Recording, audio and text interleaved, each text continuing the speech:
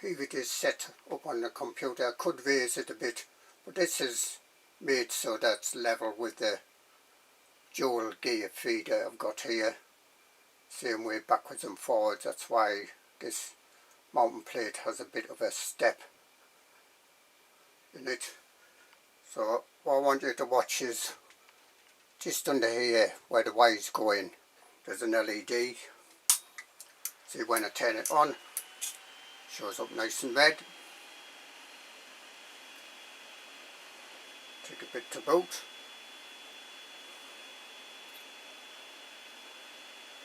I'll show you the LCD 12864 display.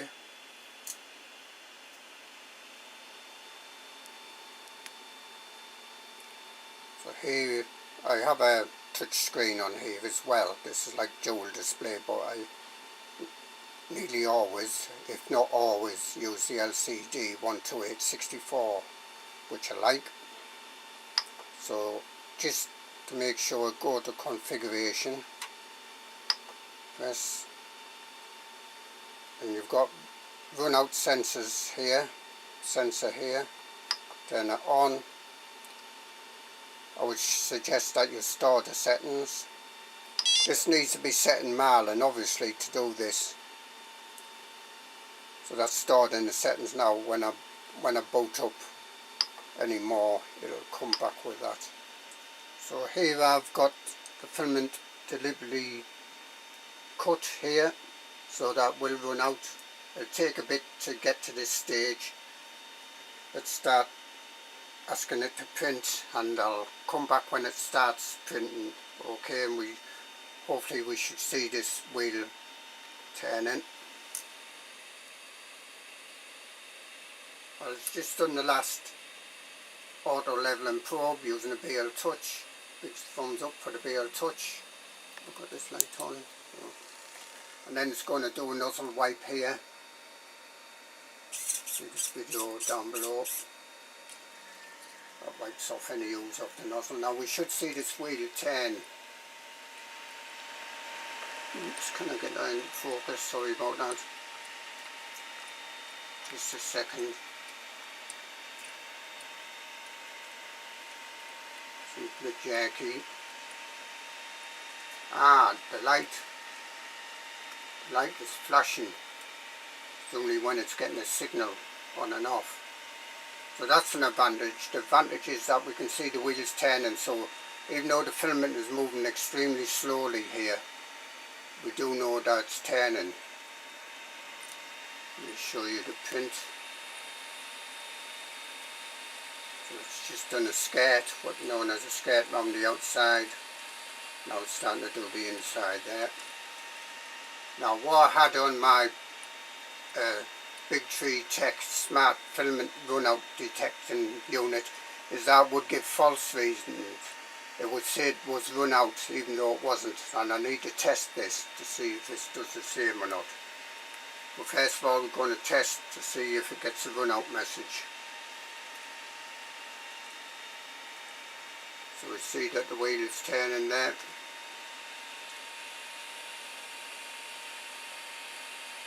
See that the print is taking place. This stuff on the bed is Elmer's glue stick. Had quite a few prints off that.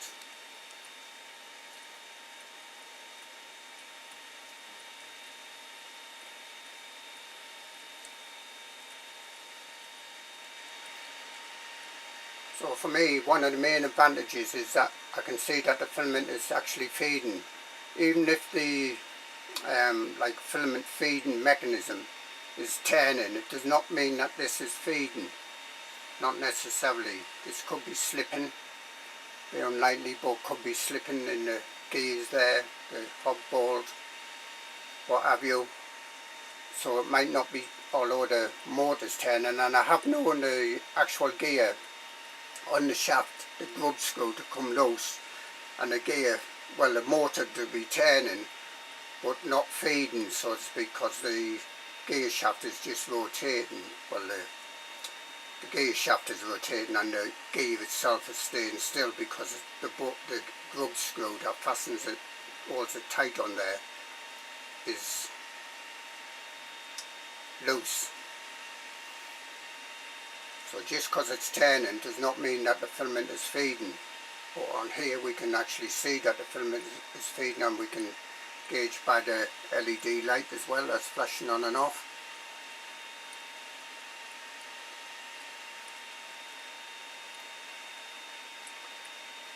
Right, we can see that that is coming to the end here. It'll take a little bit. There's a bit of a run on as well. Don't forget, it's only when it gets past the gear mechanism in here, which is where that bolt is basically that goes through, that it will start sensing that there's no filament. So even now it's sensing this filament. That disc should obviously stop turning because there's no filament to pull it round.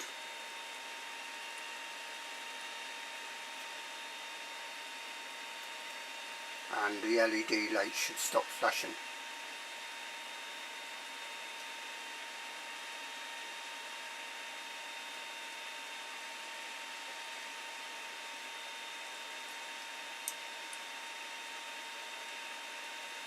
So I reckon it should be any moment now.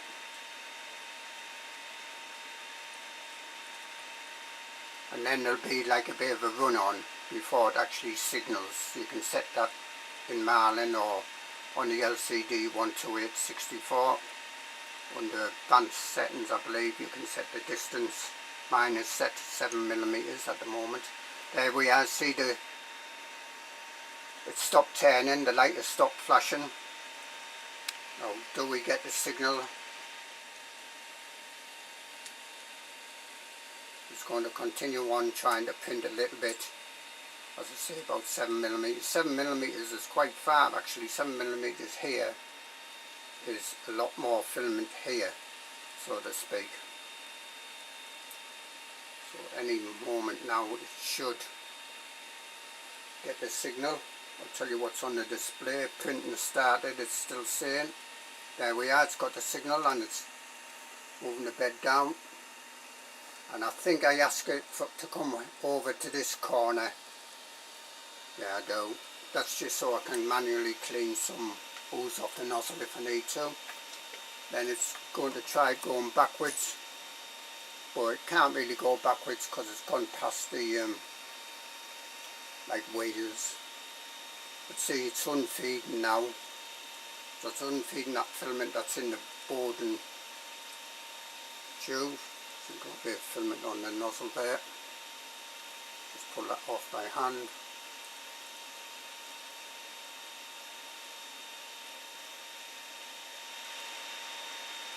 I did put some felt pen marks on here because it was so hard to see whether this was turning or not. There's no way of putting a wheel on there because that is flush with the gear on this dual feeder. You see the filament is just getting pushed to the side there. Need to get this tightened up. Actually it's hanging down a little bit there. Probably see it's at a little bit of an angle. I'll come back when it's finished unfeeding. So it's given some beeps and it says insert filament, press button to continue, and it shows the nozzle. I can show you that actually. And if I can get this LED light off. Sorry about the angle here. And it sort of shows the temperature E1. Doesn't show the bed temperature. I'm not sure the bed temperature gets turned off here. But I'm going to feed. I'm going to pull this out because there's a little bit still left in there. If I can get in. Well, tiny bit left in there. Feed some more filament in, and I do sort of recommend that you cut the light back on, cut the angle at the end of the filament and bend it, at least this initial part, pretty straight.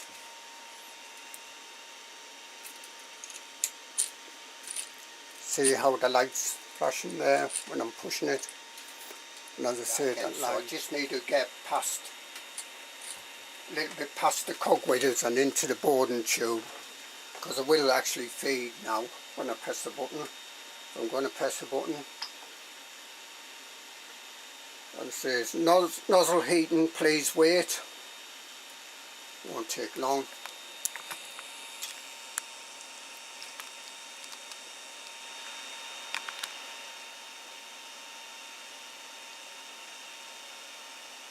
I'm asking for 215 on the nozzle and 60 on the heat bed.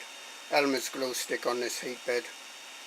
So it's waiting for this to get the 215, and then it'll feed, or should feed, the filament up to the nozzle sort of thing. We might need to feed a little bit more. We can do that if we need to get it flowing. Just depends how far you push this in. If you push it in quite a bit, well then it's going to actually, and as you see, press button to continue. So press the button, wait for filament load, and now it's loading in the filament. See the light flashing there. See how fast this is turning now. So it's loading the filament through the boarding tube up to the nozzle, basically. It does, when it gets near to it, it slows down a bit. You might notice the speed slow down a bit.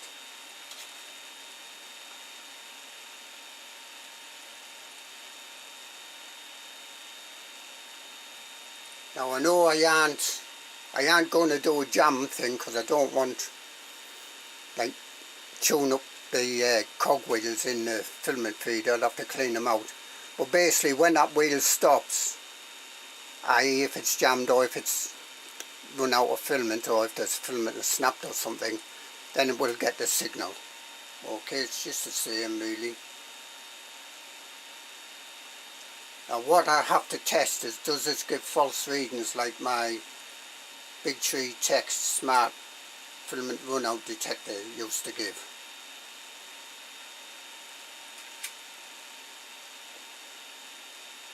It's still feeding. It's not amazing, not like really fast, but it's pretty fast at feeding there.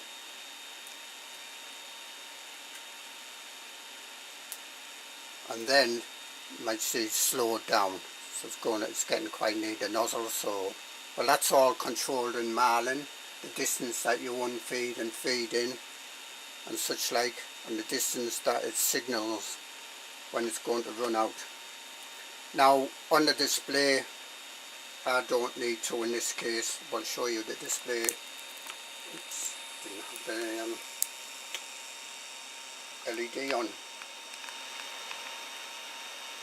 Can I get that into focus? You see that? So it's suggesting we can purge more. That means push more filament through until it starts coming out the nozzle, or continue. Now I know I've pushed that in far enough that I can just go on to continue. I don't need the distance you purge is also settable in Marlin. I'm just going to go to continue just now. Zoom out as much as possible. Continue button press. Nozzle heating, please wait. Won't take long because it's on about 214. Getting to 215, it's varying between the two.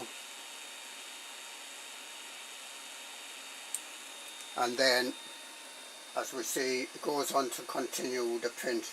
Now there will be a bit missed out there. Don't forget, because we've got to wait for the filament run out to detect that the filament has actually run out.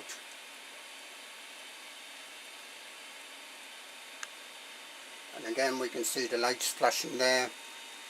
Actually that's moving the whole thing there. That one's tightening up. Or it's when it rewinds, when it does the retraction, it's bending in that part. So that is an issue there. Watch for it when it does the retractions.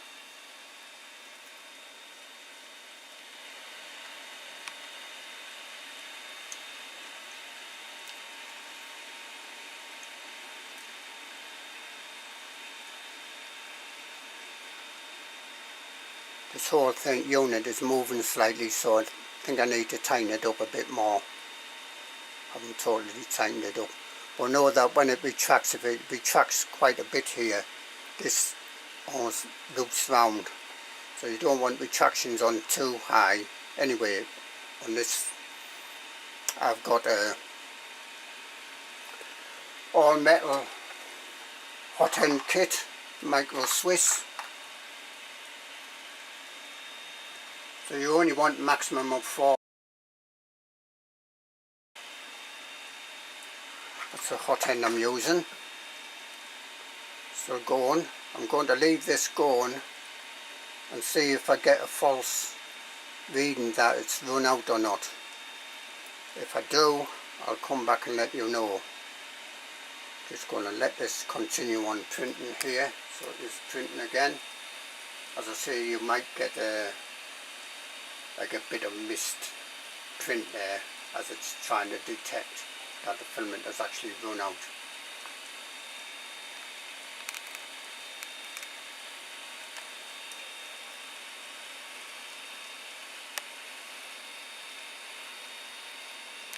My tripod has seen a lot better days, but you can see that it's printing well there, no problems. And we've got the flashing LED and we've got the rotating disc that we can see. We can push that by hand, that disc, and that will feed on feed. I wanted to try and get that when it does retractions there, especially if it does quite a bit of retraction. Like never work with animals or children, never work with 3D printing when you're doing filming or video. There we go, there's a bit of retraction. I was hoping that it would be strong enough, well, not too strong, that's where we might have to adjust the spring on top, the spring mechanism, just so that it's just gripping in a way to turn the wheel, but not so much that I can't push back. Needs more testing. Okay, I'm going to leave it there. That seemed to work alright, as we've seen. And as you can see, the LED is flashing nicely there.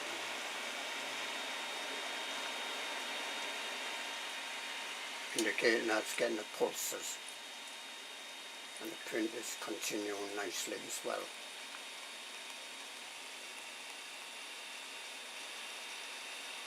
So I'm going to let this print continue and we'll see if it does the whole print without stopping. There's plenty of filament on the spool. Where's my spool at? Here. Plenty of filament for this print on that spool there. So it should not run out. So it should no longer get the run out detection. Now if it does, there's a problem in marling or something.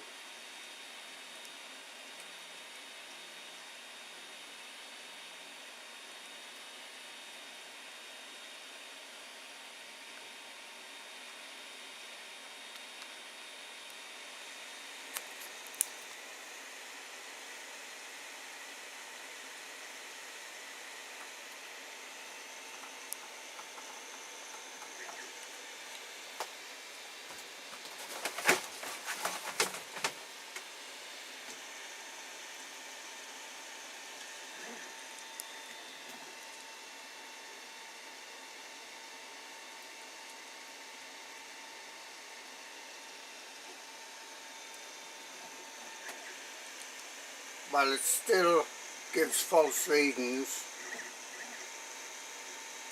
when it retracted there, I did see this wheel turn backwards.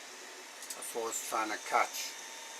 It does sort of bend a bit here, but I think that's possibly got this a little bit too tight and want it loosen off a bit, but you have to get the balance just right. You want it to be able to obviously grip enough on the filament to cause the wheel to turn.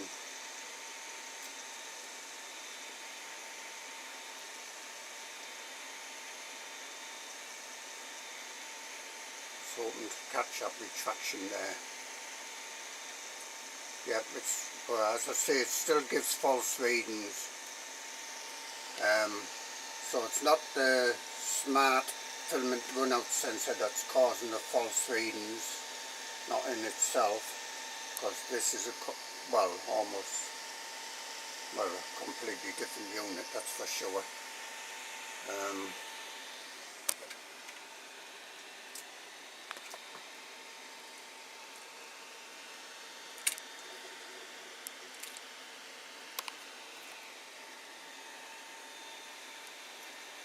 This needs tightening up a bit. This certainly needs tightening up. See, this needs some nuts putting on here. I've just got screwed in the plastic and I don't think that's strong enough for what have you. It's down a little bit.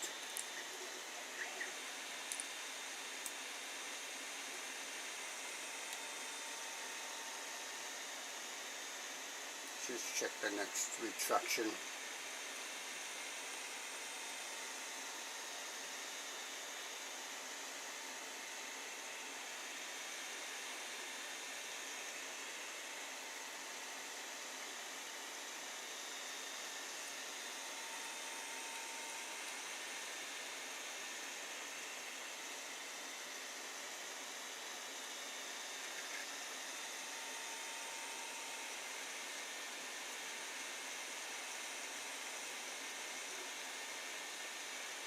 That stopped it. Oh, there's a retraction. Yeah, it does go back a little bit there.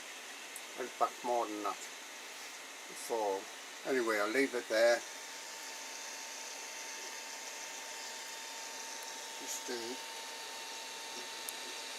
confirm that it doesn't appear to be the smart Big Tree Check smart filament runout detection, whatever they call it, you know, that's causing this false triggering. That it's because it's still triggering that there's no filament in, even though there is filament in. I haven't been able to catch if this is still pulsing. I've got some retractions there. Right, let's leave it at that. I still think this is better because at least I can see that the filament is definitely moving by watching the wheel turning.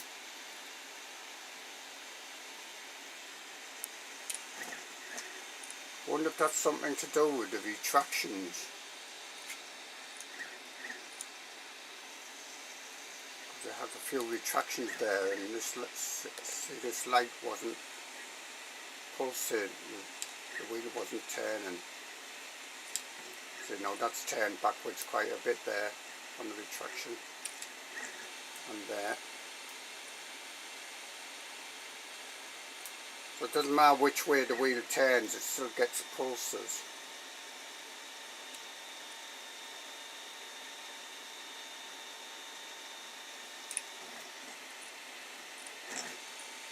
The only time it's not going to get pulses is when it's bunching up here.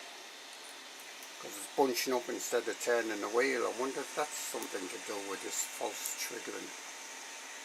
I was hoping this might sort out the false triggering, but no, but I still think this is better, as I say, because I can see it's hard to see that the filament is feeding there, but if you look at the wheel you know that it is feeding.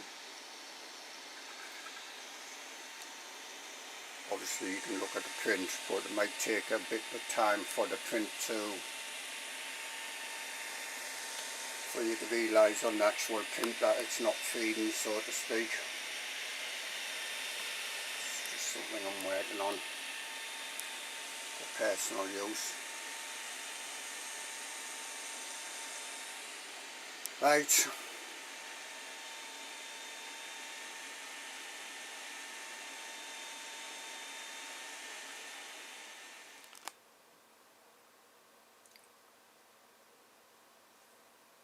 So this is the final iteration.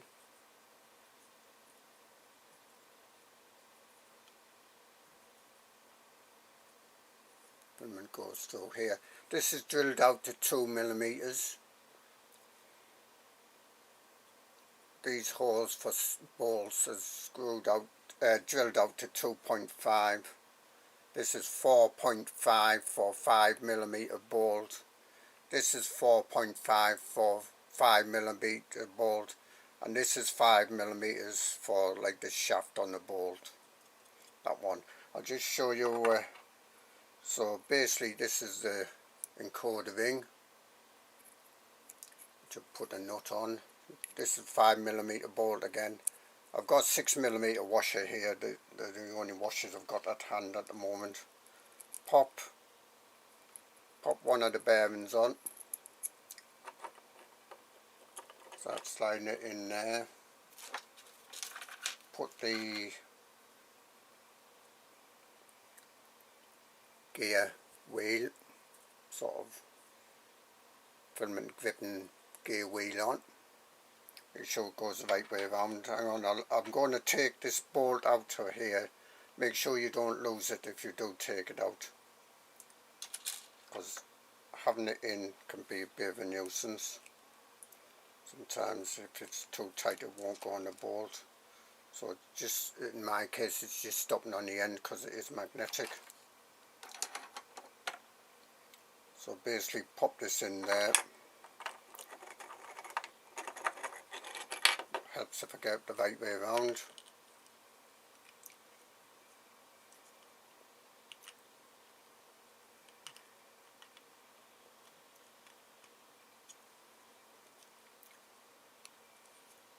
That's not exactly straight, but we can probably straighten it up when we put the bolt in. Put the bolt in with the washer and the bearing on the outside there. So the outside the hole. That won't press in if I press that by hand. I'm pressing that quite a bit. That won't press in. And put the other bearing on the other side. Again, I've got 6mm washer. Say the only ones I've got. I've got a lock and nylon lock nut for 5mm bolt, and you can probably see what's going to happen here. Get that on straight.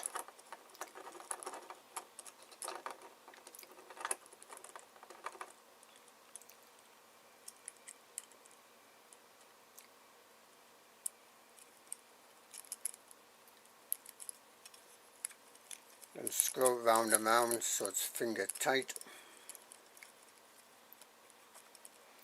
And this is quite tight, this nut on here. Let's tighten that encoder ring.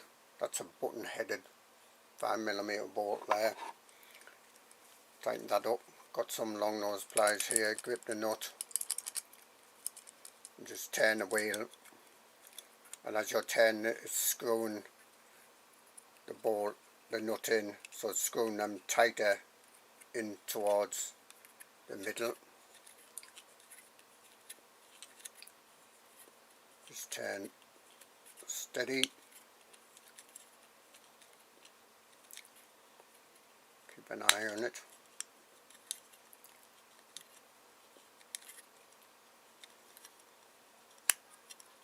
I need to grip that a bit harder in having to do the video. Do that a little bit more.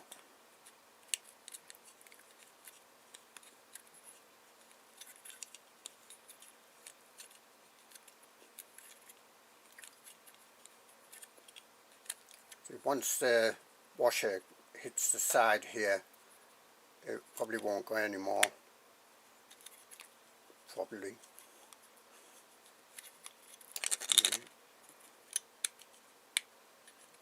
It's quite tight. This is why it's got this ridge on here, by the way, is to give you some grip. See the ridge on the outside there? To give you some grip if you need grip when it's in operation. I'm thinking about using the actual You could use a screwdriver, sort of Allen screwdriver in there, and tighten it up. That's what I was thinking of doing just now, because this is a bit sore on my thumb. So I'll just pop in there, get the right size.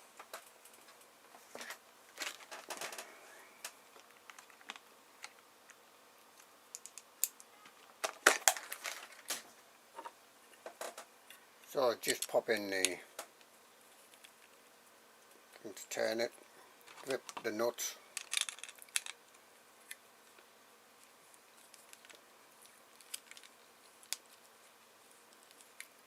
keep screwing, and eventually the other washer will reach the other side. Slacken it off a bit.